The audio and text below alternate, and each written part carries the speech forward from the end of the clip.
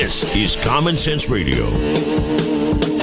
Straightforward and no excuses. All right. Come on now. This is the Steve Gruber Show. Call me crazy. Oh, yeah. What I said was perfectly right and spot on accurate. Boy's got a mouth like a cannon, always shooting it all. Stop. Yeah, stop. I mean, you're way off script. Got it in me. Gonna quit until it all comes out. Hey, boy! Been a long education. Yeah, you know, it's not cynical. It's common sense. Pay attention to me when I'm talking to you. I'm gonna rock the nation. Rock the nation. Genuine, accountable, and raw. Here is Steve Gruber. And welcome to it. It's Monday, and I'm glad to have you back on board. So much work to do. Tomorrow, the folks go to the polls in New Hampshire. Big deal tomorrow. We'll see how that turns out for everybody. Bernie Sanders is going to win big in New Hampshire tomorrow. Donald Trump should win as well, but who knows? The way the money and the establishment are getting on board for Marco Rubio, lining up behind him, even though he had what would maybe best be described as a disastrous debate performance on Thursday, having looked back at it over and over again. Now it's not looking too good. And, of course, the Denver Broncos take Super Bowl 50 and put that in their pocket. Unexpectedly, but there it is. Unexpectedly, the Broncos put Super Bowl 50 in their pocket. Improbable, but the defense ate Cam Newton alive last night. The defense pretty good on the other side, too, to be honest. I mean, the Broncos, Peyton Manning completed a whopping 13 passes for 141 yards and no touchdowns and an interception. Not much of a night for Peyton Manning, but he goes out a winner. He goes out a winner as a two-time Super Bowl champion. So, hey, you know, the old guy being 39. But in the world of professional football, 39 is pretty ancient. So, there you have it. The phone lines will be open today. Why not? 888-900-9966, 888-900-9966, the number to get on board. A new poll, by the way, showing John Kasich surging to second place in New Hampshire at 14%. Donald Trump at 30%. John Kasich surging to 14%. If John Kasich comes in second place in New Hampshire, it's a whole new ballgame. Yes, if Kasich comes in second place in New Hampshire, it's an all new ballgame for the establishment because they will pile all of their money behind the Ohio governor in the hopes that he can consolidate power. So it's a big deal coming out there. All right, and then meanwhile, Hillary Clinton was here in Michigan over the weekend. Yeah, Hillary Clinton here calling for $600 million to be sent to Flint to bring relief to the Flint water crisis. But here's what I don't understand. Hillary Clinton, of course, calling to set aside, please set aside all this partisanship. Let's set politics aside. Well, if we were setting politics aside, why would we offer Flint $600 million? We already know the cost of cleaning up the mess in Flint. According to the state of Michigan, if every water line was dug up and replaced, it'd be about $60 million.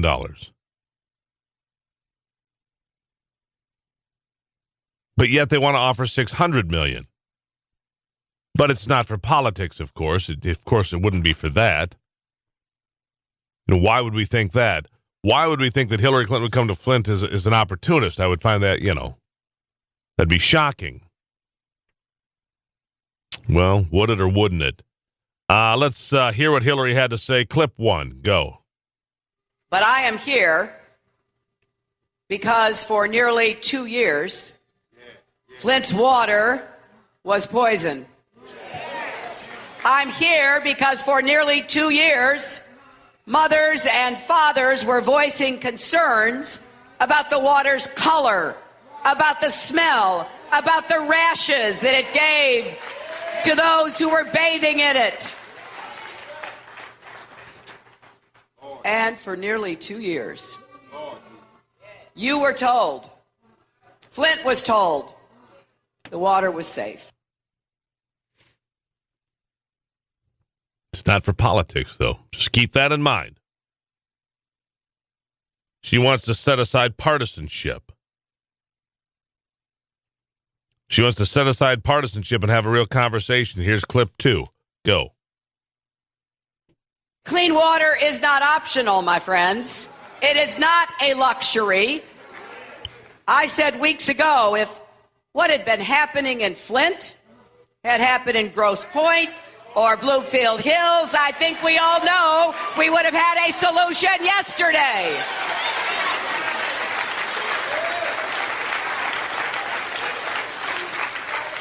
This is not merely unacceptable or wrong, though it is both. What happened in Flint is immoral. The children of Flint are just as precious as the children of any other part of America. They are just as deserving of good health care, of good education, and of bright futures.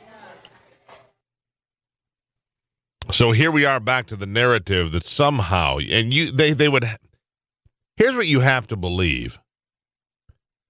To go along with the Democratic narrative, here's what you have to believe. You have to believe that Rick Snyder and his administration hate poor people so much, hate black people so much, that they intentionally allowed them to have water that had lead levels that spiked in certain areas. No question that you would have to believe that they hate these people so much.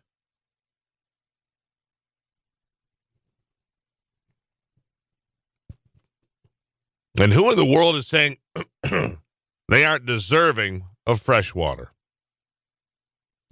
And maybe, just maybe, if Flint hadn't violated federal law by turning the tap off from Detroit and turning it on to their own water system, if Flint hadn't violated federal law by ignoring the fact that you have to have a written plan in place, you have to use anti-corrosive agents and have a written plan in place. That's the federal law. Been in place since at least 1991. Flint had neither. It is not the responsibility of the state. It is not the responsibility of the federal government to write the plan that is required to be in the possession of the city of Flint. It is not the state's responsibility, nor the responsibility of the federal government to put additives into the water to make sure there is no corrosion of old pipes. The mistakes made here, the incompetence originates at the local level. Make no mistake. The people that violated federal law were at the local level. Now, incompetence at the local level, indifference for a long period of time at the state and federal level. That's what's happened in Flint. But the Democrats will do everything they can to turn it into votes for themselves, even though it has no basis. No basis, in fact. 14 after on the Steve Gruber Show. Delivering Michigan common sense with a big dose of truth and honesty.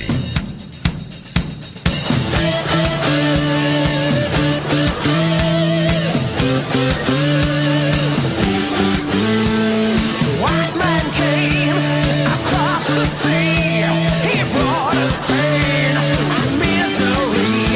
He killed our tribes. All right, here we are, Monday. And so much work to do. Digging down now on this Monmouth poll. The latest poll from Monmouth showing Donald Trump at 30%. You know, the Donald was out of, he had really fallen in the polls. He fell out of, he had maintained a pretty high average, as high as 33% in New Hampshire way back in September, but then it fell well below 30% and hovered down in the 20s for a period of time. In fact, he fell below 30% in the first couple of days of November and had not returned above 30% until a couple of weeks ago, where he has stayed. And it's interesting to note that the national news media has taken a new tactic with Donald Trump, and that is to ignore him. Now, whether you like him or not, he's the number one candidate. After the debate on Friday, Saturday, Sunday, all of the coverage was on Rubio and Christie and elsewhere, not on Donald Trump, not on Ted Cruz. Ted Cruz, the first Hispanic to ever win the Iowa caucuses. Marco Rubio, tracking to potentially be the first ever Hispanic president. That's never mentioned. But Rubio's problems during the debate are mentioned. Christie is mentioned over and over, which helps Christie tremendously. But Donald Trump gets almost no mention. Now, why do you think that is? I mean, there's one guy who they're all lined up against. The Democrats, the mainstream media, they're all lined up against one guy, primarily Donald Trump first, Ted Cruz second, as far as all the disparaging things they can think of to say.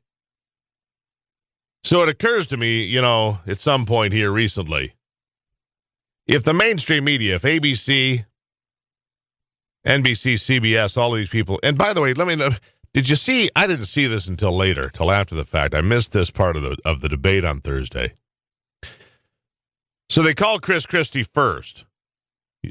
Interestingly enough, Chris Christie is the first guy onto the stage. Everybody's cheering, blah, blah, and the applause hangs for a bit. Then they call Ben Carson, who doesn't hear his name called. Right? So he stops. He's not sure what's going on. Then they call Ted Cruz, who breezes past. So here's this really awkward position. Ben Carson's hanging like on the side of the stage, waiting to come out, doesn't hear his name because it's so loud. So a couple of people cruise by him. But Donald Trump sees him hanging there. Donald Trump stops and waits with him, says something in his ear, says, just holds on. Doesn't leave him out there in no man's land, twisting in the wind. Donald Trump did the right thing. Again, like him or hate him, but Donald Trump stood up and did the right thing. And then waited, and then they came out. And then it was a complete cluster after that, too, because they brought out Carson, then Trump. Okay, we're all good to go. Yeah, except that you have one podium empty. John Kasich hadn't been called yet either. ABC, handle it, maybe remembering 7 names is too much to ask for journalists, for professional journalists, I suppose. The hotline, like I said, is open. Keith is on the line, calling in from Flint today. Keith, welcome to the program. Good morning, Steve. I'm wondering, let's get back to the Flint deal for a second. I'm wondering if you're familiar with the change in the water rates a couple of years ago. They were quite low in Flint, and then suddenly they shot up. Mine went up $15, maybe $20 a month. And from what I heard, it was they were spending money that was designated for infrastructure, and they were using it basically to subsidize the water rates that people were paying in Flint. And they ran out of that money, and that's when the rates went up sharply. Are you familiar with that at all? No, I'm not familiar with that. I know that the conversation has been since at least the early 60s is to switch Flint over to its own water supply. And Detroit kept, raising the rates of the water coming out. Now, by law, you can't make any money on water. It has to come out basically as a break even.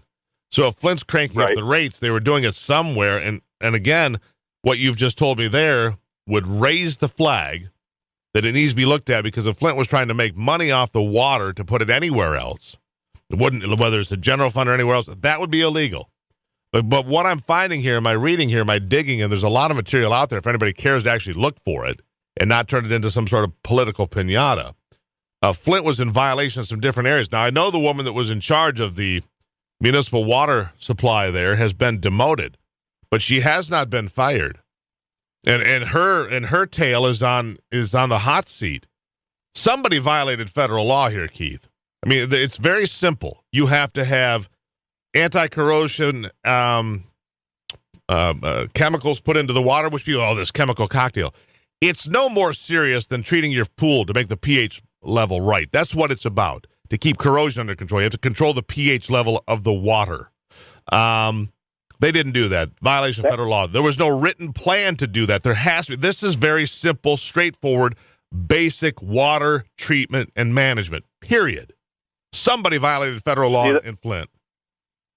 See, that's the first I've heard of that particular failure as far as at the federal level that Flint violated or allegedly violated. And that's why I like listening to your show, because was not aware of that, but now that's something that I can start looking at and thinking about as well. And I appreciate your time today, sir. No question. It's called the lead and copper rule. It was first put in place in 1991. You can look it up. It's called the lead and copper rule.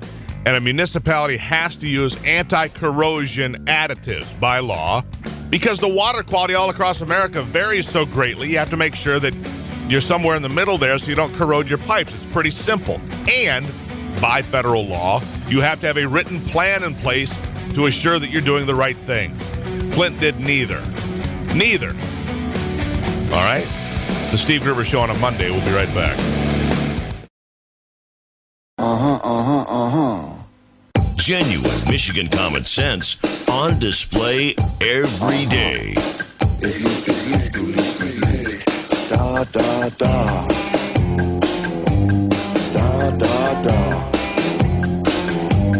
Da da da. All right, it's Monday, which means the professor is here, Professor Allan Saxe. He's our political science professor from the University of Texas, Arlington. Professor, welcome back to the circus. Good morning. Thank you. So your good friend and mine, Hillary, came to town, of course, to bemoan, the racial attacks and the genocide in Flint. The fact that she went there to help the children. Well, clearly, because Republicans, here's what's shocking to me, is that the message has become so ugly. The message has become so ugly that you would have to believe. You would have to believe that the Republican governor of Michigan, Rick Snyder, and the members of his administration so hate the children of Flint and other children because they're poor and they're minority backgrounds, many of them, that they're okay poisoning them to save, a dollar or two. I mean, that's what you'd actually have to believe, this disgusting message.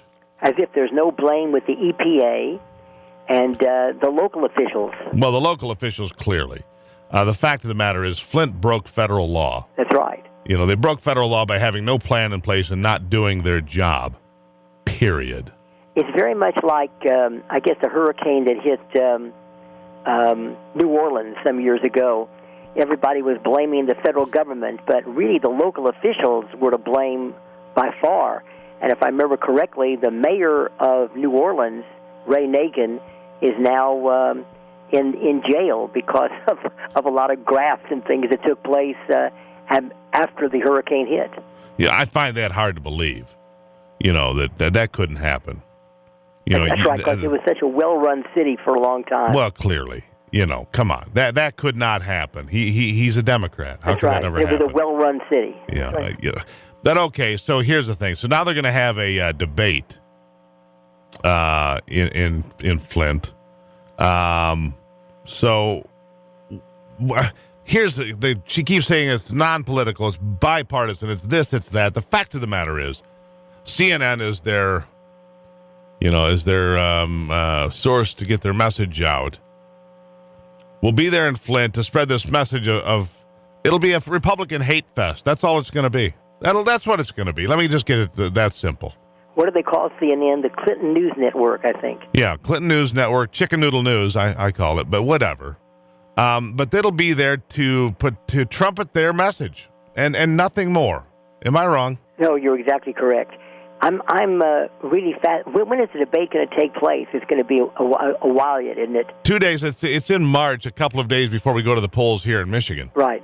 But the Republicans, not to be outdone, decided to come schedule a debate in Detroit the day after the Democrats, which is probably smart because the thing is, When you look at Detroit went into bankruptcy and the receivership. That's right. And the governor here worked closely, and they put in an emergency manager. And now Detroit has come out of bankruptcy, and it's stronger than it was. And so there are success stories in Michigan, believe it or not.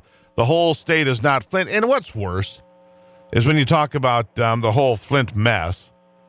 When you talk about the whole Flint mess, it's been a failure for decades in the making. But Flint violated federal law by not having their plan in place, by not using the anti-corrosive water treatments, if you will. I mean, that's a fact, period.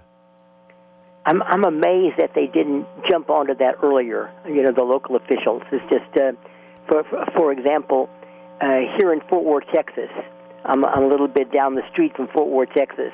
They had a small water problem. It wasn't anything like Flint, of course, but the water pressure got to be very low.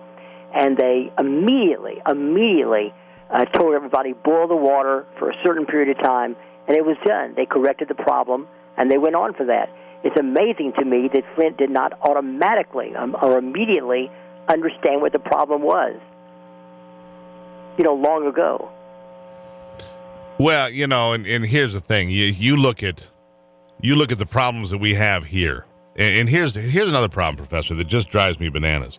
The state of Michigan has looked at this problem closely, said, listen, if we had to go through Flint, if we made that decision to replace every water line in Flint, which I'm not sure is a smart deal, and in fact, I would think it was not necessarily productive, $60 million. $60 million would be the most money to be spent, right?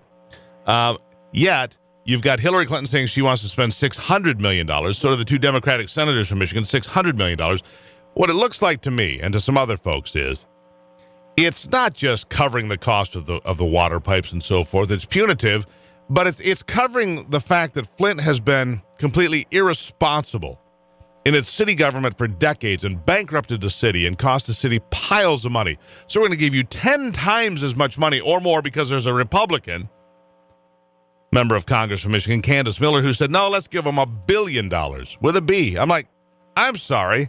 Did she start drinking early in the morning? Because $1 billion to fix the water lines in Flint, this makes sense to who? I know. These are the kind of issues where you want to say, keep the politicians away from everything in our lives. I know it. Yeah, so, I mean, how do we get away from this vitriol, I suppose, Professor? How do we get back to the point where we're having a conversation about how to fix the water and not try to say that, well, the governor of Michigan's on a racial genocide against children and other such rot? How do we get away from that kind of just outrageous conversation? Are people actually saying that about the governor? Yes. Wow. Yeah, Michael Moore, and Cher, and, Jesse Jackson, and other people. It's about, poor kids and black kids.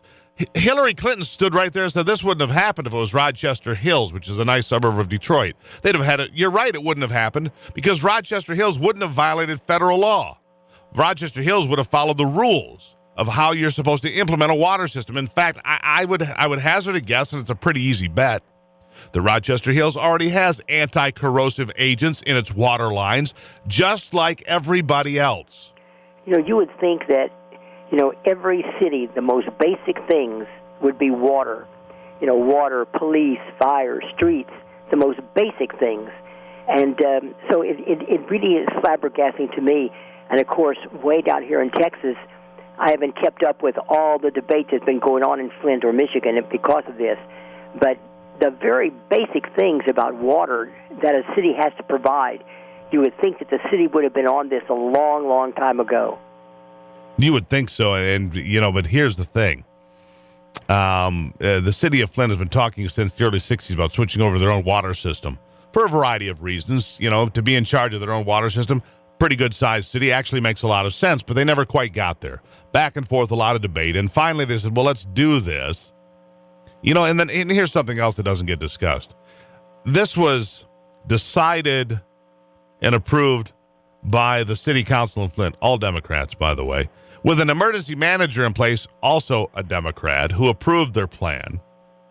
And so this went through the political process. The very next day after they made the decision, the city of Detroit said, well, we're cutting you off. It was going to take 3 years to get the new system up and running by this year, 2016. The very next day, the Democrats in Detroit got their noses out of joint and cut Flint off and said, you got 1 year. By contract, they could keep him for 1 year, and then we're cutting you off, which forced this whole thing to happen in the first place. Hold your spot right there, Professor. I want to talk politics on the other side when we get back, but it's all important stuff to know. It doesn't get discussed because they want to turn it all into a political football or a political piñata.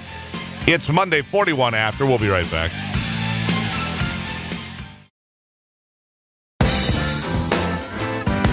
Delivering Michigan's common sense with a big dose of truth and honesty.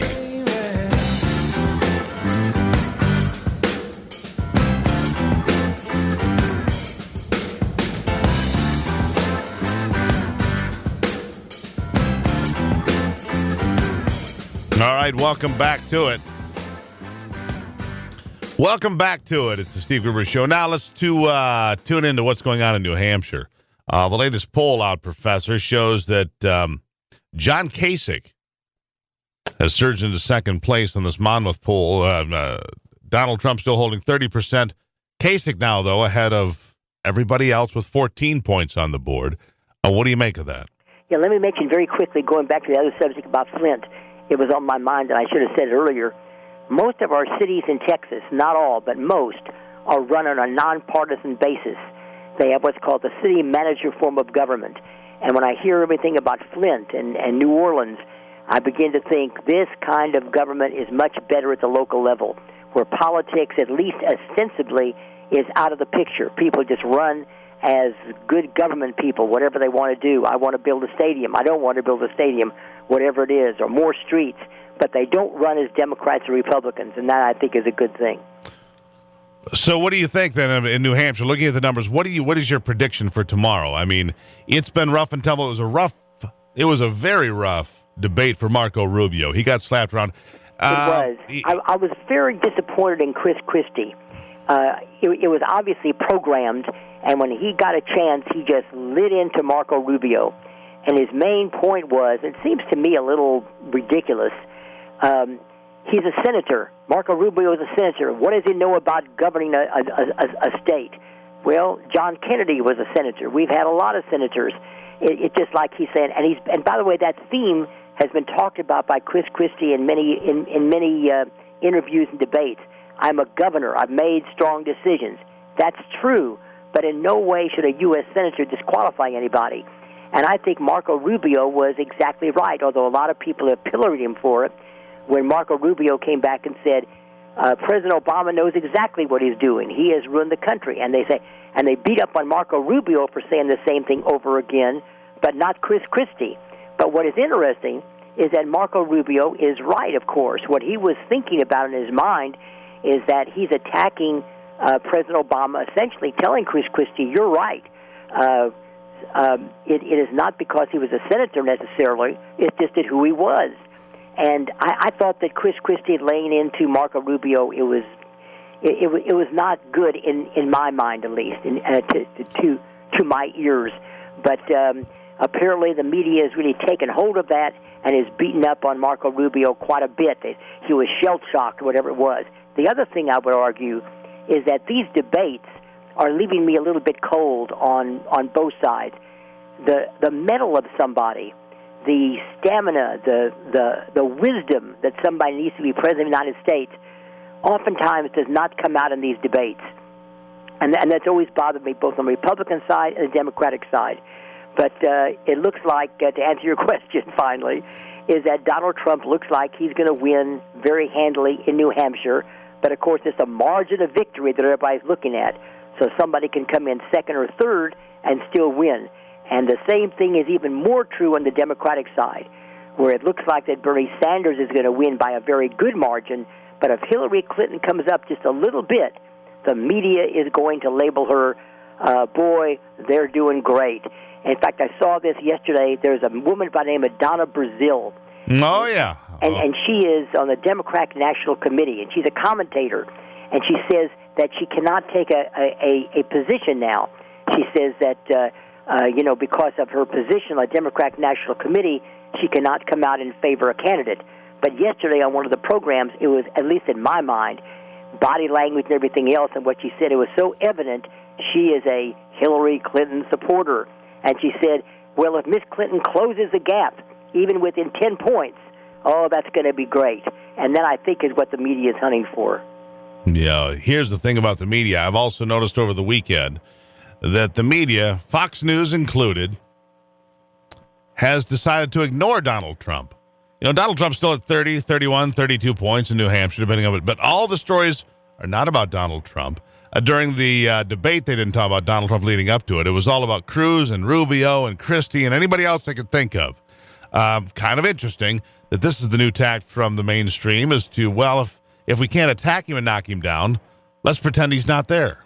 I'm also fascinated with the Bernie Sanders-Hillary contest. That's a fascinating thing. I, for one, and I think many other people would join me, had no idea that Bernie Sanders would do this well with Hillary Clinton. And it looks like that he may even, here come expectations again. I'll be interested. Everybody's thinking that when the primaries and caucuses move to the South Carolina in particular, right after New Hampshire, that Hillary Clinton is going to do very, very well. I'm curious if the media is going to home in on that, and if Bernie Sanders does better, even if he loses, but if he does better in a state like South Carolina, are they going to broadcast that? And by the way, we now learn in Iowa that Bernie Sanders did even better. It's a virtual tie in Iowa. Well, the fact of the matter is most people believe that Bernie Sanders won in Iowa. That's right. Which is disgusting in and of itself, because anybody who is able to read would never support an open socialist, because you're supporting what goes on in Venezuela. But you're it supporting sure what goes on in shows that Bolivia. the Democratic Party, the Democratic structure, is on Hillary Clinton's side, but she's not an establishment candidate. Yeah. Her and her husband have made $153 million since they left office in speaking fees, and yet she wants to talk about income inequality. Bernie Sanders wants to pontificate about income inequality, although he makes triple the median income of Americans. You know, the median income in America is about $53,000. As a senator alone, he makes $174,000. And that's a taxpayer-paid salary. Well, of course it is. Of course he's a government. Of course he's on the government tit. That's the way it works. Of course. Anyway, we'll watch this debate tomorrow, and then we'll share our thoughts before we go to South Carolina. How's that sound, Professor? A lot of U.S. senators and former secretaries of state like Madeleine Albright all came down to New Hampshire to help the non-establishment candidate over the weekend. Yeah, the non-establishment candidate who only made $153 million in 15 years. Professor, thank you. Thank you so much. It's the Steve Gruber Show on a Monday. We'll be right back.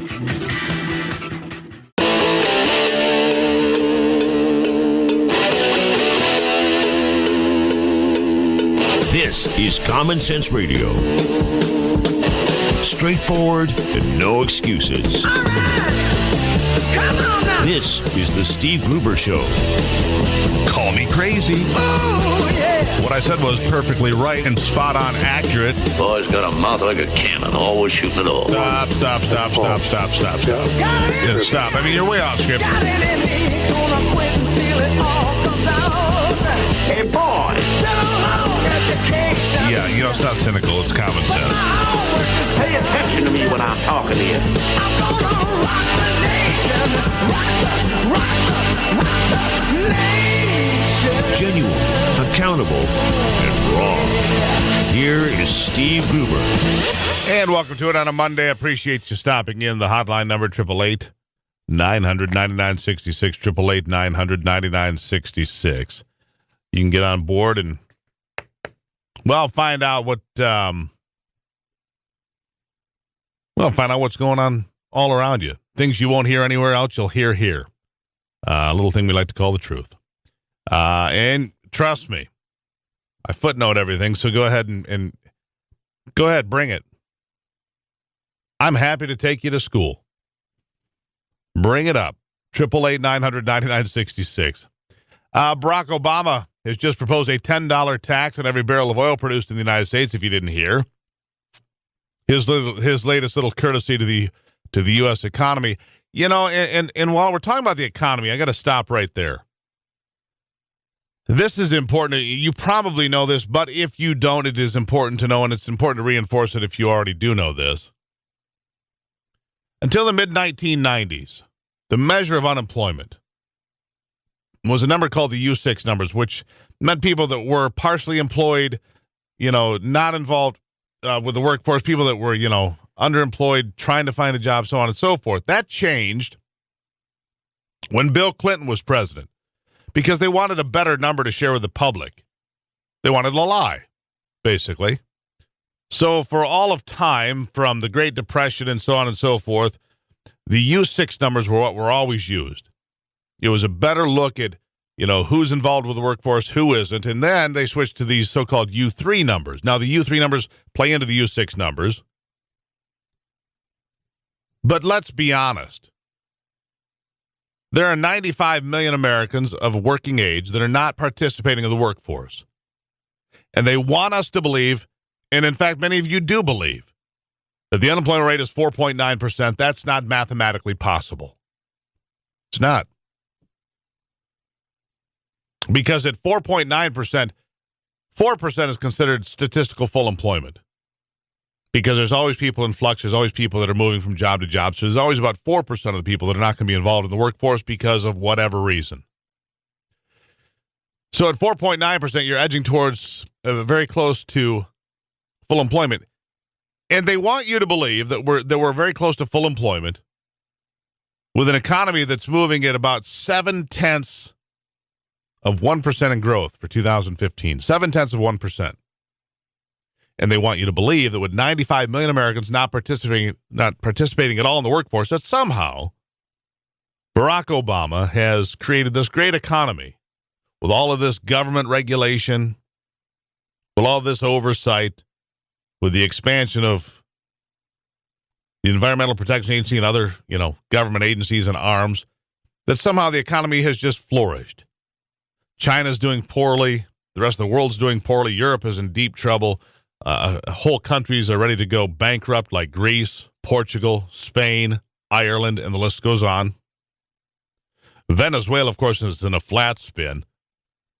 And their inflation rate's at 730%, give or take. I mean, it could be 800 today or 600, whatever. It's all over the place, but it's 700 plus. The International Monetary Fund literally flying in plane loads of cash to keep Venezuela afloat. That's democratic socialism for you, by the way, but that's for a different day. But Barack Obama, because there's been this great energy renaissance in America since he took office, so of course he's taking credit for it, although he had nothing to do with it. In fact, drilling for oil and natural gas on federal land has decreased dramatically since Barack Obama took office in January of 2009. Decreased dramatically. However, production on private ground has skyrocketed. Skyrocketed. So this whole renaissance in fracking and new techniques to extract oil and gas from previously unattainable sources has nothing to do with Barack Obama, but he'll take credit for it. So now, here's what he's doing now. He wants a $10 tax on every barrel of oil produced in the U.S., but it was just 5 years ago the president warned making fuel more expensive would harm poor people the most, which is true, actually.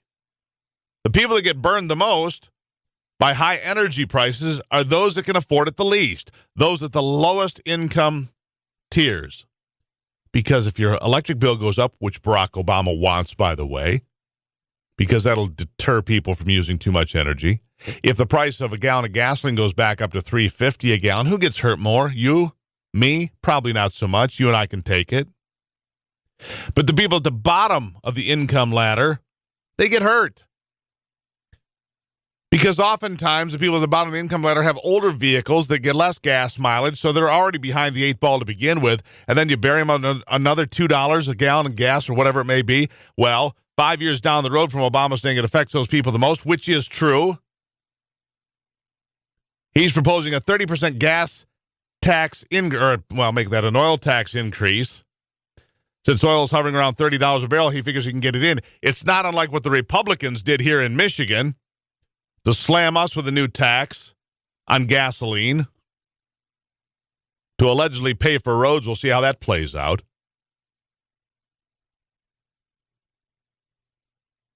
What's interesting, back in 2011, Obama himself said that a $10 rise in the price of a barrel of oil would translate to about 25 cents per gallon. So he's advocating a 25-cent additional federal tax on fuel. Yeah, here's this quote. And every time the price of a barrel of oil in the world market goes up $10, a gallon of gas goes up about 25 cents. That was a quote in 2011. By his own logic, then, he just imposed a 25-cent gas tax. The current federal gas tax is already 18.4 cents per gallon, if you didn't know. So if Obama's logic holds, which every now and then it does, he just increased the federal gas tax to 43.4 cents per gallon, if my math is right. Let me see here. Yep, 43.4 cents per gallon. That's right.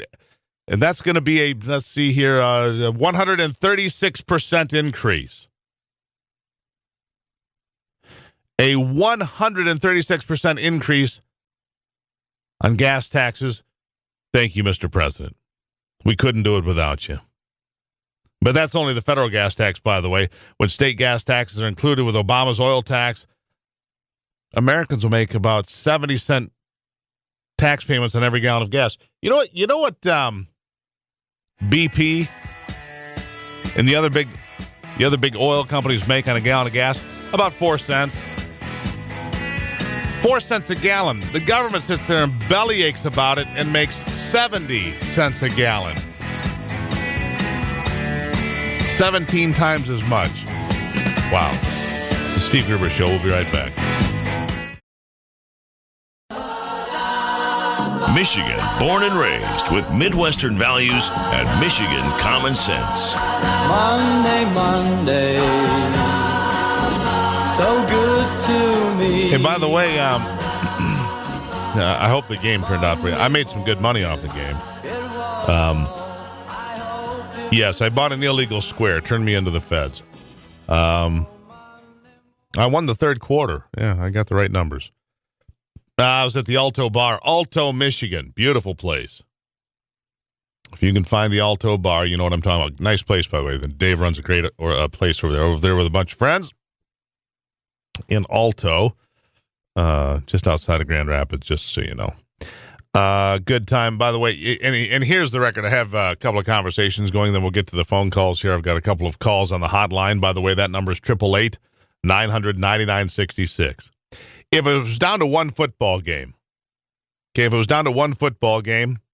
you had to pick a quarterback to win it for you, it would not be,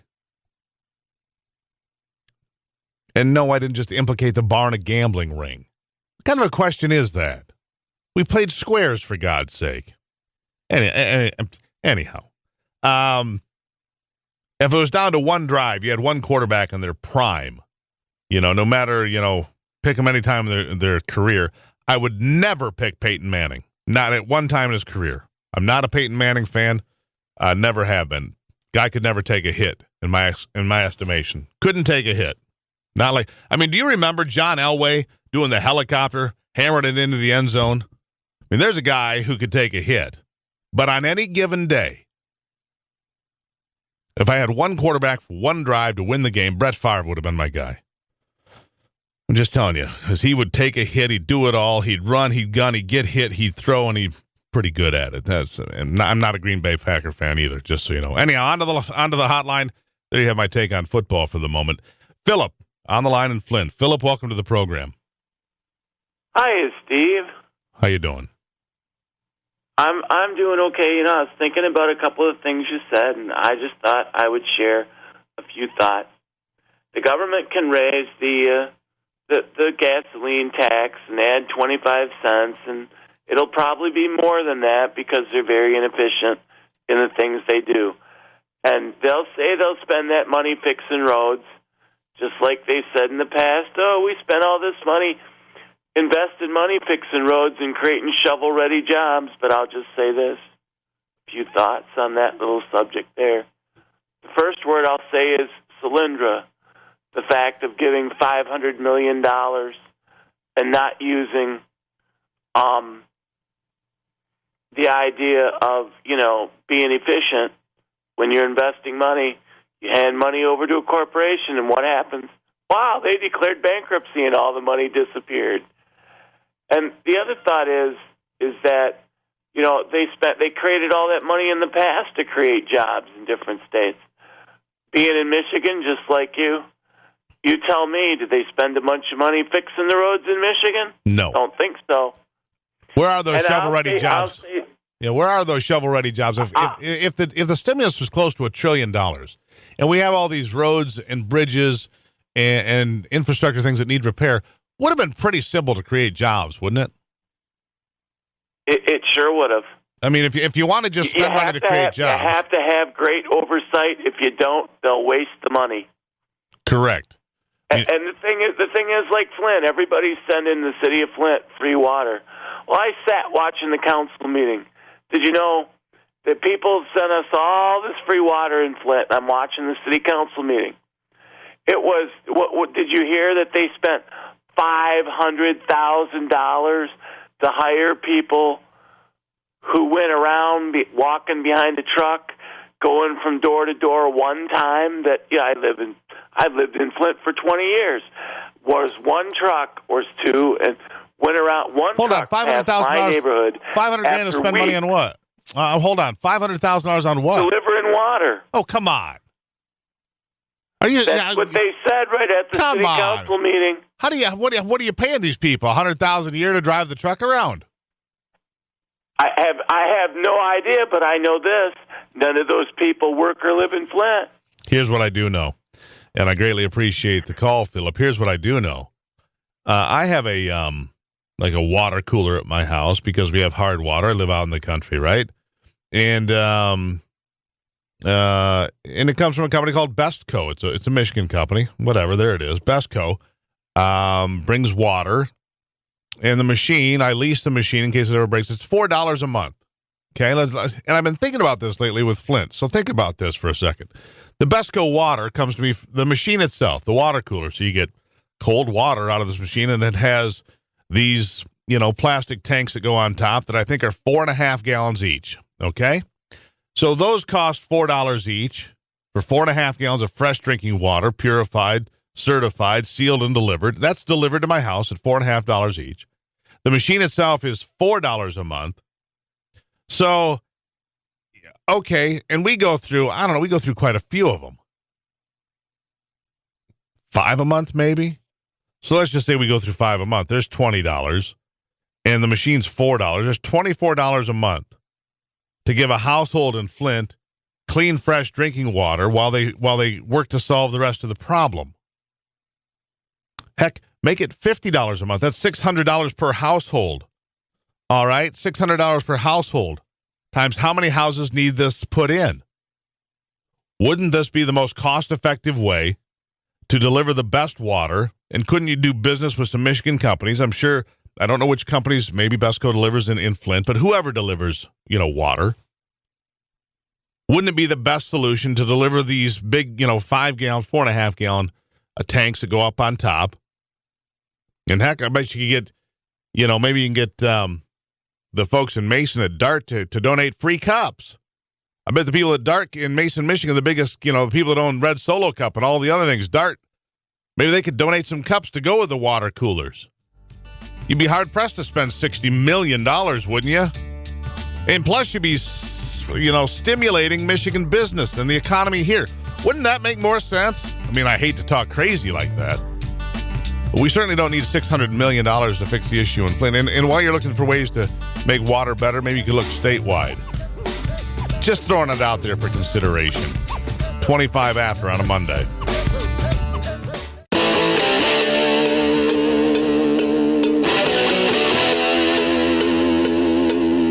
This is Common Sense Radio. Straightforward and no excuses. All right. Come on now. This is the Steve Gruber Show. Call me crazy. Oh, yeah. What I said was perfectly right and spot on accurate. Boy's got a mouth like a cannon, always shooting it all. Stop. Yeah, stop. I mean, you're way off script. Hey, boy! Yeah, it's not cynical. It's common sense. Pay attention to me when I'm talking to you.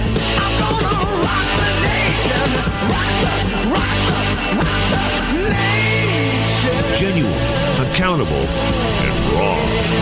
Here is Steve Gruber. All right, my friends, it's Monday. What a football game it turned out to be. Mostly defense, and it turned out that, Peyton Manning didn't need much. He only completed 13 passes for a whopping 141 yards. No touchdowns, one interception. He was a support player at best. But he does leave a two-time Super Bowl champion, and that's the bottom line on his way to the Hall of Fame. That's a fact. You wonder now, I think he was, if not the oldest, one of the oldest quarterbacks, Super Bowl history, so you have that going for you. But Tom Brady, Tom Brady is so disciplined about his nutrition and his workout that he could be back. So we'll see. Cam Newton, not much of a night for him, getting harassed by the league's number one defense. Harassed, sacked, hammered, rattled all night. Never found the rhythm. All right, so there is that. Well, let's see here. Looking at the polls before New Hampshire tomorrow, Donald Trump maintaining a strong lead at 30% or more before heading to the primary there. In a new Monmouth poll, John Kasich has moved into second place in New Hampshire, which was always a possibility. Kasich has spent nearly the entirety of his campaign in New Hampshire, supported by the Sununu family, maybe the biggest, most important political family in Republicans in the entire state of New Hampshire. So we'll see. The media is taking to ignoring Donald Trump and Ted Cruz for the most part in the last 3 or 4 days. I don't think that's going to work for them exactly. Meanwhile, it seems that Bernie Sanders will coast to victory in New Hampshire as well, leading by 30 points. It seems like Mrs. Clinton may have chipped away a couple of points, but Bernie Sanders chipping away. And now Elizabeth Warren not throwing her support behind Hillary Clinton. Elizabeth Warren, the other, another big liberal voice woman on that side, not throwing her support, so that's going to be problematic. And speaking of Clinton and her problems, the pressure is now on Loretta Lynch. Loretta Lynch is going to find herself with a whole lot of pressure here shortly. If the FBI finds sufficient evidence to launch a criminal investigation into Hillary Clinton, which by many accounts from the inside, that's very close. Or if the FBI finds sufficient evidence against one of her top aides or a group of her top aides for mishandling classified information, Lynch's Justice Department, she'll have to decide whether a prosecution is pursued. And even if no wrongdoing is found or evidence of wrongdoing, Clinton's many critics are not likely to take the word of Loretta Lynch because she's appointed by Barack Obama. Already, top Republicans are calling to do the right thing. And the right thing to do here, have a special prosecutor brought in to evaluate the situation. The second-ranking Republican in the United States Senate, John Cornyn of Texas, took to the floor of the Senate this past week to call for a special counsel to be appointed because of the conflict of interest by asking Attorney General Lynch to investigate and perhaps even prosecute somebody from the Obama administration. Senate Judiciary Chair Chuck Grassley of Iowa agrees that Lynch ought to consider a special counsel, so decisions are made without regard to political considerations. The chance of that happening, I think, is 0. Barack Obama is far too much of a control freak to let anything out of his direct tutelage. The Justice Department, like I said, declining the request. This matter is being reviewed by career attorneys and investigators and does not meet the criteria for the appointment of a special prosecutor, so says spokeswoman Melanie Newman. Of course she does. Federal officials, by the way, currently investigating the security of Clinton's email arrangement. And whether classified information may have been mishandled, it's pretty clear. With something like 1,700 emails that were classified going through her private server that did not meet government regulation, that clearly something's wrong. At least 22 of those were classified at the highest level. Won't even be released at all to the media. That's how sensitive they are. 22 will not be released at all.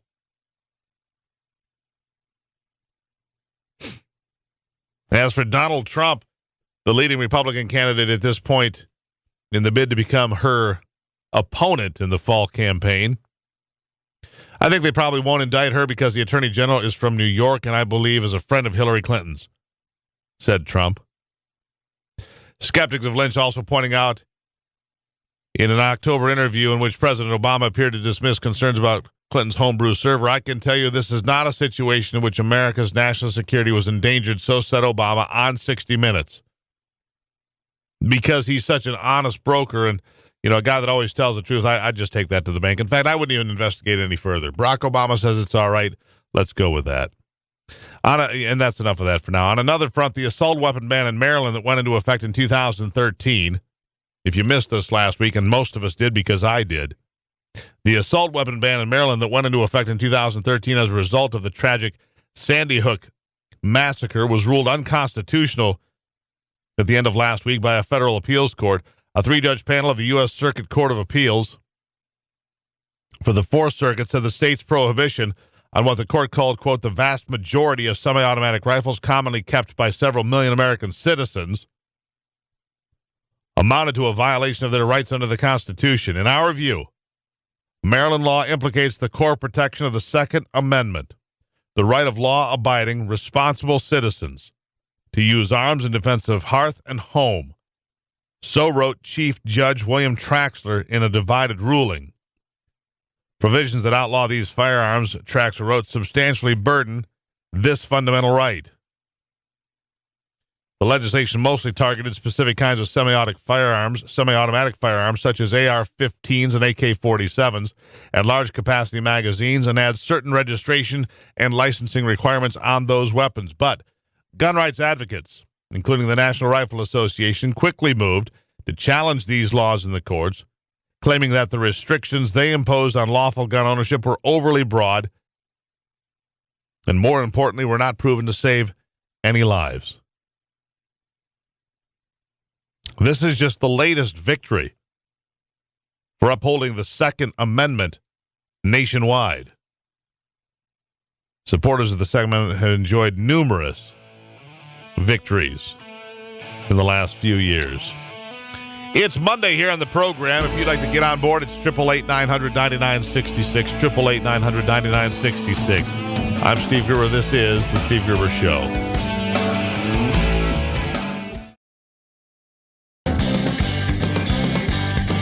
Delivering Michigan common sense with a big dose of truth and honesty.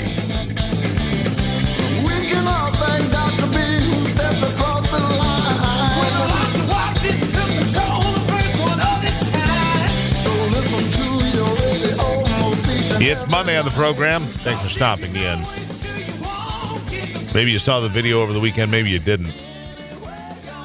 The Democratic People's Republic of Korea, better known as North Korea, fired a rocket seen as a covert missile test. It went for a long way. It may have failed somewhere 6-8 minutes into the flight, but no matter. It was a high-altitude test of a long-range, well, they're working on an ICBM is what they're working on. Our next guest, our next guest, Bruce Klinger, my mistake, getting ahead of myself. Senior Research Fellow for Northeast Asia at the Heritage Foundation. Bruce, welcome to the program. Well, thanks for having me. So, all right, I saw this video, and I couldn't tell much from it. What can you make of this video? What have you heard? What do you understand to be true? Right. Immediately after the launch, South Korean media was reporting that it may have failed or that it had failed, and that was actually incorrect. They didn't understand about the pre-planned splashdown of the stages along the way. So anyway, it was successful according to U.S. Strategic Command. It did put a satellite into orbit, and they're monitoring it.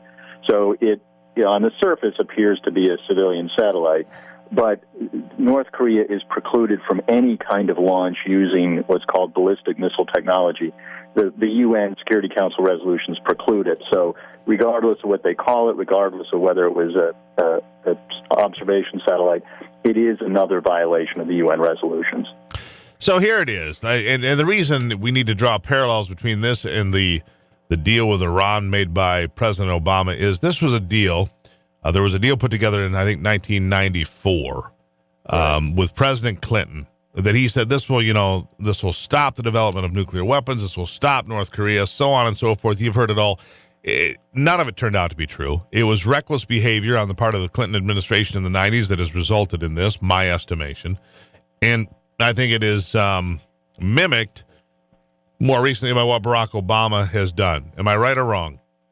I think you're mostly right. The North Korea signed 4 international agreements to never pursue nuclear weapons, and the one you referred to, the Agreed Framework in 1994, was one of them. But all that time, they were pursuing actually 2 nuclear weapons programs, one based on plutonium, the other based on uranium.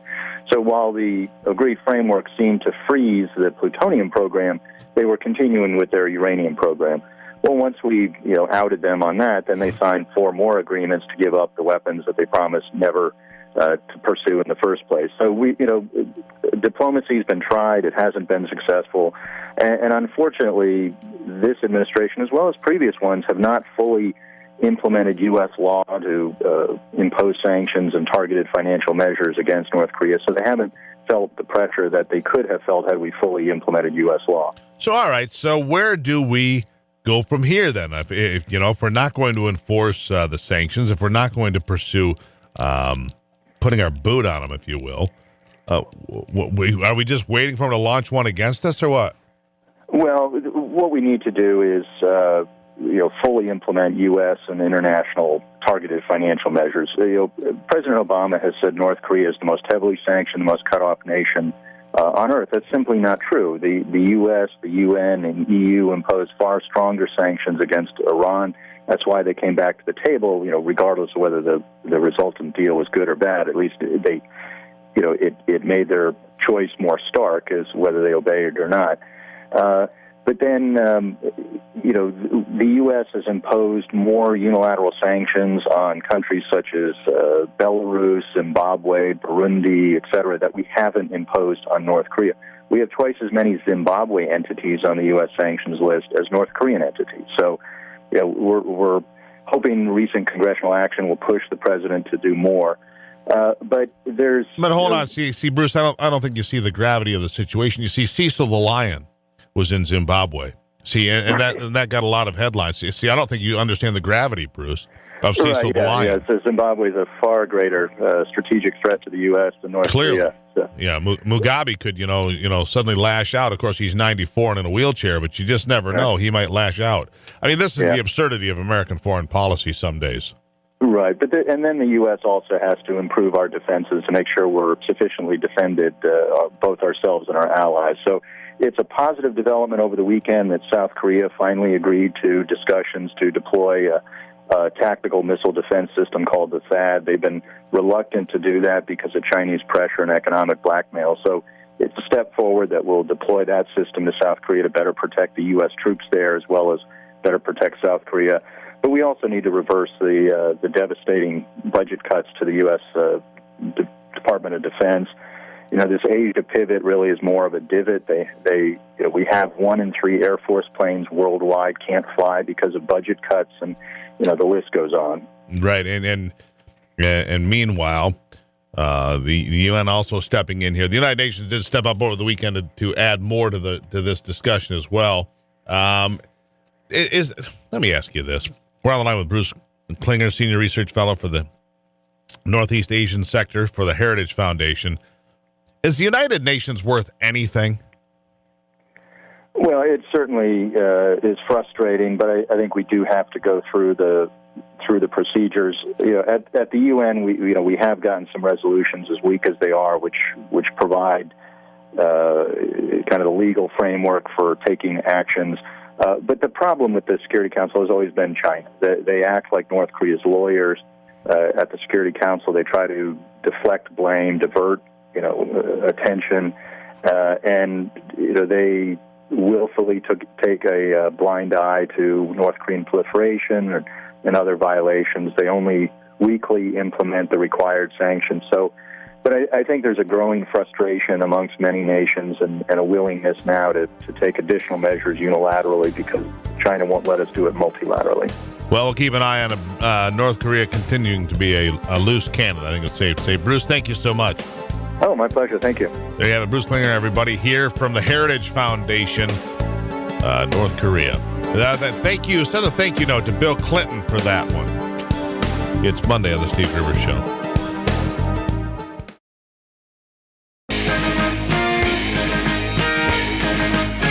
Keeping you in touch with Michigan and the world.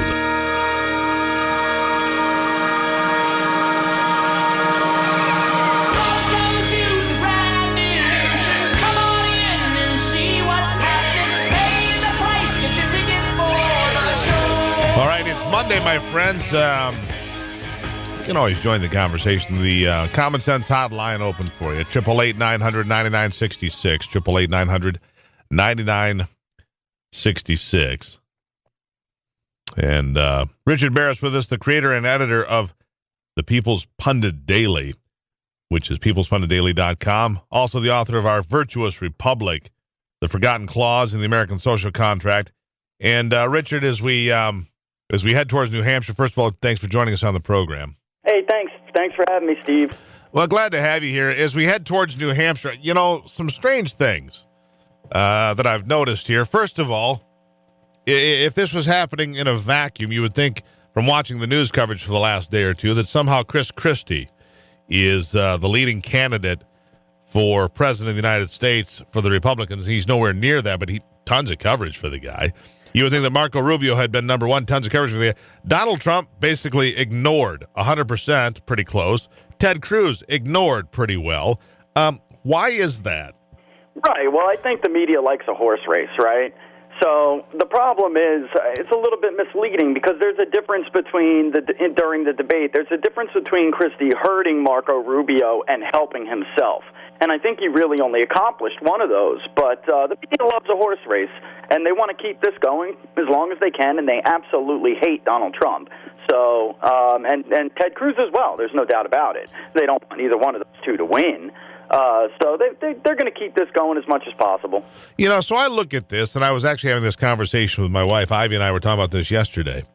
If the mainstream media hates Donald Trump, and, of course, Bernie Sanders and Hillary Clinton hate Donald Trump and attack him all the time, maybe that should be an indication that we should consider Donald Trump to be the right guy to vote for. Right. Yeah, it's funny you said you had this conversation with your wife. I was thinking the same thing. Me and my wife does this with me. We're partners in this, and we were talking about this yesterday because we had a lot of people talking and asking us about this.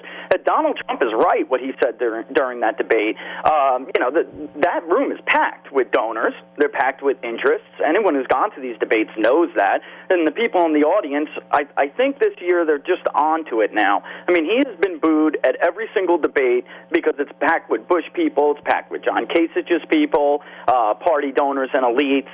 He's been booed, yet the reaction at home has been very different. And I think that the engagement level from, especially on the GOP side this year, I think they're just onto this now, Steve. They're onto it, and that's why we're just not seeing their narratives translate in the polling numbers. Well, here's the thing. I pretty well laughed. Because, they got all these people booing when Jeb Bush is talking and so forth, and Donald Trump's, telling Bush this. Listen, here's the bottom line, people. I am yet to find an actual living, breathing Jeb Bush supporter.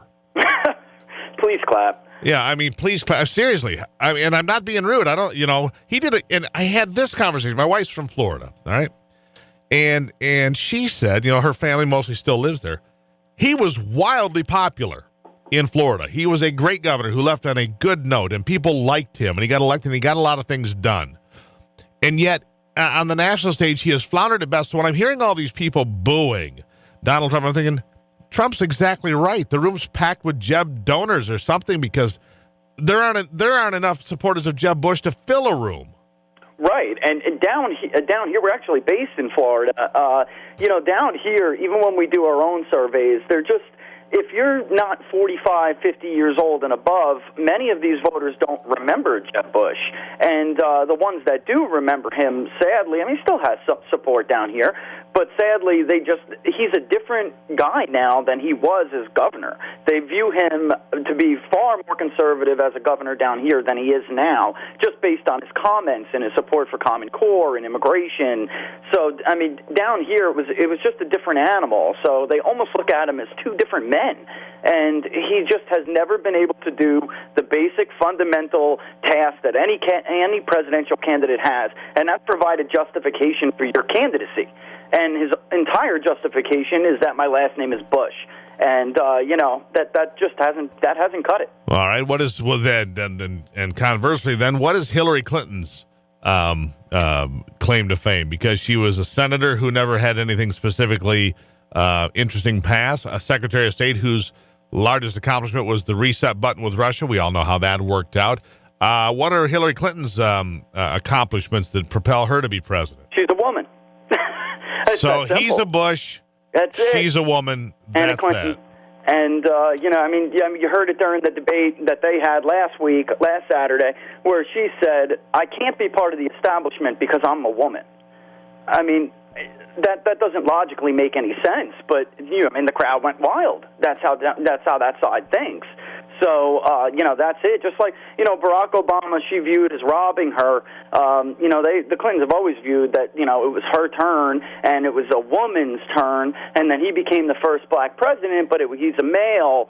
So they've always viewed this as they got robbed. So it's not surprising to hear them say this, because they believe that her candidacy and her presidency, if she makes it there, would be a transformational moment in American history. It would just that's how they gauge success. And that's how they figure it out, I suppose. Yeah, it's disappointing. I think it's safe to say it's deeply disappointing to see the state of politics today, because here the truth of the matter is this. Under what circumstances in American history could somebody who's under this investigation, this spotlight for potentially putting Americans at risk because her server may have exposed the identities of those working, as spies, if you will, working undercover around the world. Her reckless behavior with her server could get people killed, and yet she's still a top-tier candidate, number one, most likely to win the presidency, say all the odds makers. Where are we in American history that's even possible, Richard? Right, and a lot of people too. I don't know if they don't care or they don't think about this, but I mean, those are clandestine CIA agents and other people that are foreigners on the payroll, and that not only puts their lives at risk, but in the future, how many people are going to be willing to be assets for the CIA if this is how the top diplomat in the country and top presidential candidate handles this information? But it is sad, and we're seeing this with Sanders, too. The last survey we did, and it was of Florida residents, Bernie Sanders supporters, out of 140 people asked, only 12 could correctly define socialism.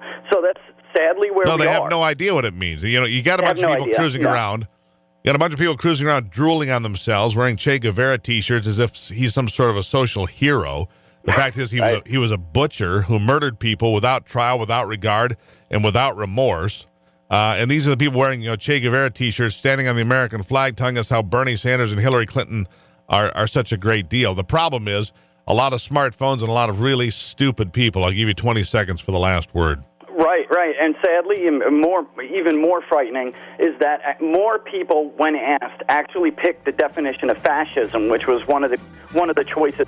More people pick the definition of fascism, but they basically see government as a referee, and they view it as a force for good. Most of these, especially the younger block of voters, they don't understand, that's just sadly, historically not the case, you know. Richard, got to run, my friend. Richard Baris, everybody, from the People's Pundit Daily. Check it out, peoplespunditdaily.com. Richard, thank you. All right, thanks, Steve. Have a great morning. You too.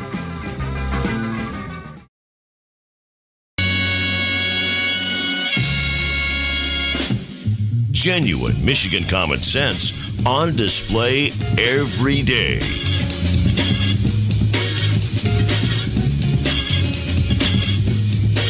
All righty, welcome back to it. Offense wins games, defense wins championships. It's always been my theory of a lot of major sporting events. Seemed to be true last night because Peyton Manning, he was a bit player at best, but he still takes home his second Super Bowl ring. And I say bit player, 13 completions, no touchdowns, like 141 yards, and an interception to boot. I don't know what they'll do on a quarterback rating, but not too impressive. Here to talk about it, the Dean of Sports, Tim Staudt himself. Tim, welcome back. Morning, Steve. So, man, Cam Newton was he was out of it, just out of rhythm the whole night. Peyton Manning, not a lot, but enough. That pretty much sums it up. I thought it was a raggedy game. I'm wondering this morning who made all the money in Las Vegas, because for 2 weeks it was very difficult to find anybody outside of a Denver Broncos fan that thought Carolina was going to lose the Super Bowl, let alone not cover a 5-point spread or whatever it ended up to be for everyone. But, you know, it's one game, and things get crazy. Neutral site, one game, 2 weeks out. From the last time they both played, obviously it slowed Carolina down a bit. They had played at home, and they weren't quite obviously as sharp offensively, and it showed. And I thought the turning point of the game was the turnover touchdown early on when it made it 10-0, because I think it sent the message to Denver that this is not going to be Carolina's night. That, you know, just went from bad to worse to there, and yet Carolina was still in the game almost to the bitter end, but just wasn't their night. Yeah, you know, something about Cam Newton, you know, you watch him, when he throws, it's like a laser strike, and it doesn't matter if the guy's 40, 50 yards out there. There is no arc on that ball. I mean, and how hard is that for a receiver to bring that pass in? Well, I thought he was inaccurate more than anything else. I mean, he just wasn't, and he had some drops too. I mean, I think you got to give him a little bit of credit at times. There were a few of those balls that were dropped, but they didn't run the ball very well either. You know, I mean, they simply did not run the ball. I mean, Denver kind of, you know, with one arm tied behind its back, Denver was able to win the game. If you'd have told me before the game that Denver will get one offensive touchdown in the game and win the Super Bowl, I'd say no. That's why they're an underdog, because they're not going to win.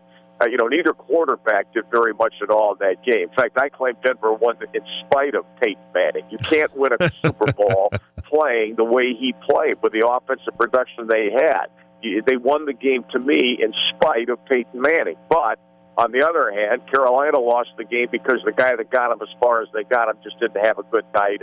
And you know, you take a mistake in a bet. You know, when you turn the ball over, is it going to be a touchdown or is it just a turnover? Well, the one's a touchdown. Now out of the chute, it's 10-0 Denver, and Carolina's on its heels all night long. So that's got to be it, though, for Peyton. I mean, let's be honest. He was out of gas. He was running on fumes, you know, for the last couple of weeks. You know, that 2 weeks ago or whatever it's been now, when he fell down in the playoffs and got up and threw that complete pass before they beat the Patriots, I thought, man, he's done there. I was surprised they got past the Patriots. I mean, he's 39 years old. How many guys in the NFL are an efficient quarterback at age 39? None.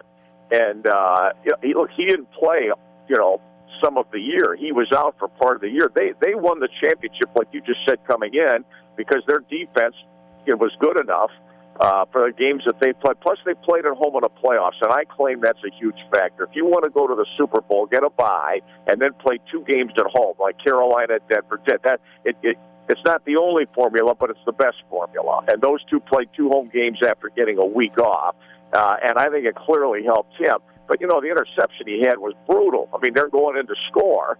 The best play he made, in my opinion, was the 2-point conversion to Benny Fowler of Michigan State, who's going to be the trivia answer to the question, you know, who caught the last pass from Peyton Manning in Manning's career, and it was Benny Fowler of Michigan State for the 2-point conversion. That was a laser, and that was on target, and that was between 2 guys. But after that, you know, I mean, he didn't do very much, but he didn't have to do very much because his defense bailed him out every single time. You know, 2 years ago in the Super Bowl, he got eaten alive by the Seahawks. So, this time the defense saves him. And that really is. He really was a footnote almost. I mean, 13 completions, 141 yards. Yeah, not much of a night. Look, Carolina's the one with the upside for the best chance to come back. They have a young quarterback who's incredibly talented. They only lost one game during the year. They dominated a lot of the games they played. They had a tremendous first half on offense against Arizona. So, they have a better chance to go back. Denver's got to go find a quarterback who's had, the success this guy's had. When he was in his prime, he was terrific, but he ain't in his prime anymore. But, it was their night, and they minimized the mistakes. But, I thought the game was like the Denver-New England game. There's no offense. Neither one of them could run the ball. And, Denver came up with a formula for how to win the game and to contain him and control him defensively, and did enough of that. Because I think if, again, you'd have told the Denver coaching staff we're only going to get one offensive touchdown tonight, they'd have to think that puts a lot of pressure on our defense to win the game, but their defense scored. So, it just wasn't Carolina's night, but Carolina's got a much better shot, I think, to get back moving forward. Oh, sure. I mean, Cam Newton, he's 26 years old. He's a whale of a player. He's a whale of a talent. I mean, at some point he's got to come back. He'll learn from that. I think he thought maybe it might have been a little bit easier than what it was going to be. But he was off target a lot, too. He throws it hard, but look, if you're an NFL receiver, they pay you to catch those, and he had some drops in there. I kept thinking they were going to put a sustained drive together, and they had some field position at times, too. What did Denver do? Punt the ball 200 times in that game, but every time they did, Carolina really didn't take advantage of it very much. They got the ball at midfield a couple of times and just struggled to move. To me, the story of the entire game was Denver's defense. Denver's defense won the Super Bowl. You mentioned it coming in. They won the Super Bowl on a night where the other quarterback did not have all of his A game on the field. Well, offense wins games, defense wins championships. I think I learned that from my good friend Tim Staudt a long time ago. All right, Tim. I don't know. I'm not that smart, but I'll steal it from you. All right, fair enough. Thanks, Tim. Talk soon, my friend. There it is, Tim Staudt, the Dean of Sports, everybody, right here on the program. God bless him. And there it is. Defense wins championships. Laying the wood to somebody. There it is. It is Monday on the program. We'll be right back.